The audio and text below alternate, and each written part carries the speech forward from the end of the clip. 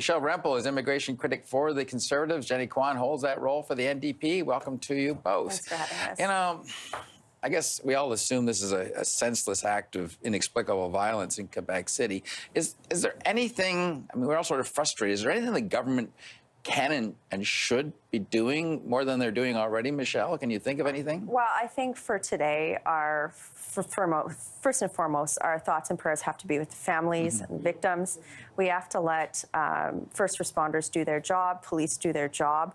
But I will say this, I mean, Canada is strong because of our pluralism.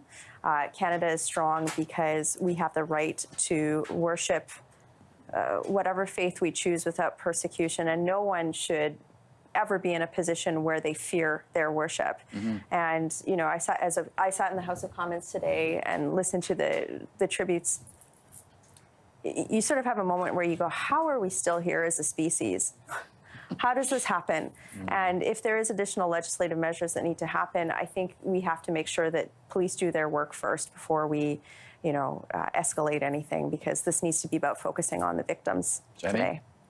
I absolutely agree. I mean, it was just devastating to learn of the news. I couldn't believe it, and when I saw the news broke. And so first and foremost, condolences to the family members and the impacted community. And, you know, it's happened in the capital of Quebec, no less, and in a place of worship, where there should be sanctity, right? And no matter what your religion should be and is. So in that context, our hearts go out to all of the people that are faced with this. And I think all the more for us, as we remember and honor the people who have fell victim to this horrible incident, that we you know, commit ourselves to say that we have to bring the message of love and compassion and human rights above all else. I don't know if it matters. You have a gunman that's killed 6 people and seriously injured another 5 or so. Does it matter whether it's a terrorist attack? But is it a terrorist attack? Just by the definition, you shoot someone in a mosque people in a mosque that's trying to worship? Is that what it is? I think all of our party leaders use that word in the House of Commons today. You know, I know what it's like to... You've seen it. No, I've been through an experience like that. And I still struggle with the after effects of a situation like that. And good God, I would never want anyone in Canada to have to live through an experience like that. It's probably the worst thing, because in Canada we have this beautiful thing where we walk around with this freedom and this, you know, our focus is on making each other's lives better, prosperity. Like, we really, when you think about a lot of the stuff that we talk about in the House of Commons, compared to the problems that the other parts of the world face, like, they're so small. So this sort of an incident shatters that.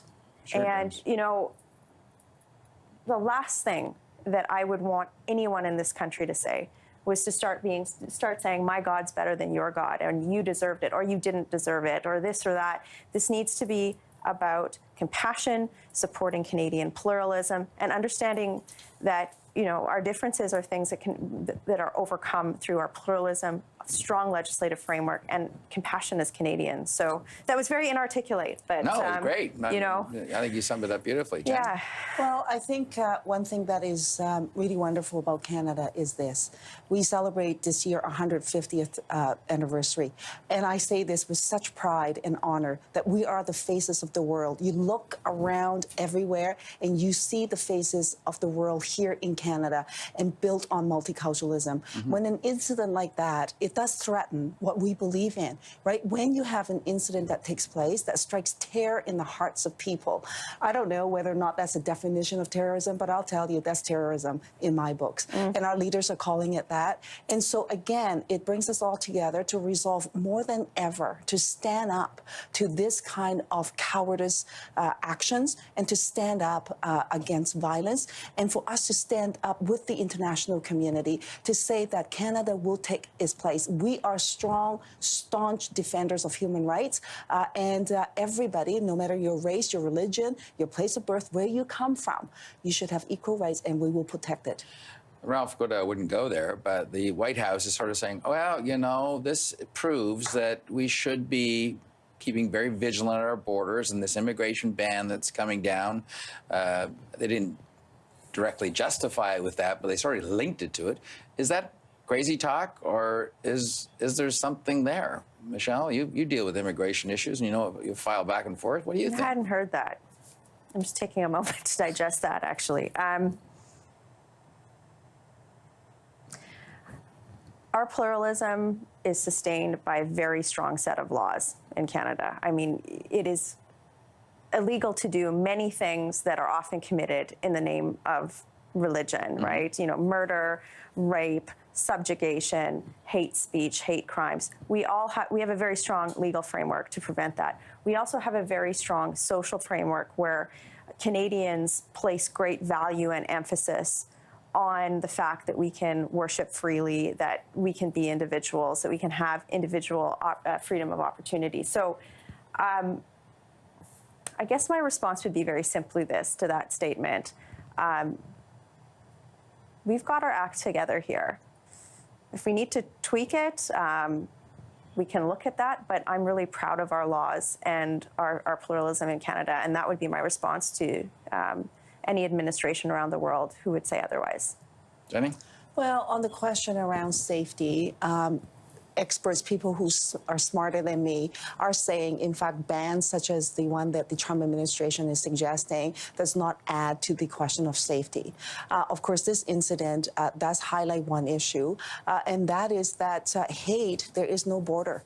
Right? Hate exists everywhere. And then what we have to do is to resolve, again, ourselves to combat hate. And don't let fear strike at the hearts of fear and to allow for that division to take its course.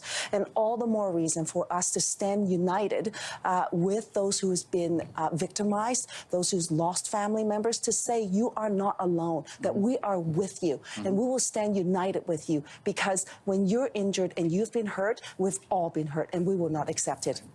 All right. Well said. Thank you both. Appreciate you coming in. Thank you. All right.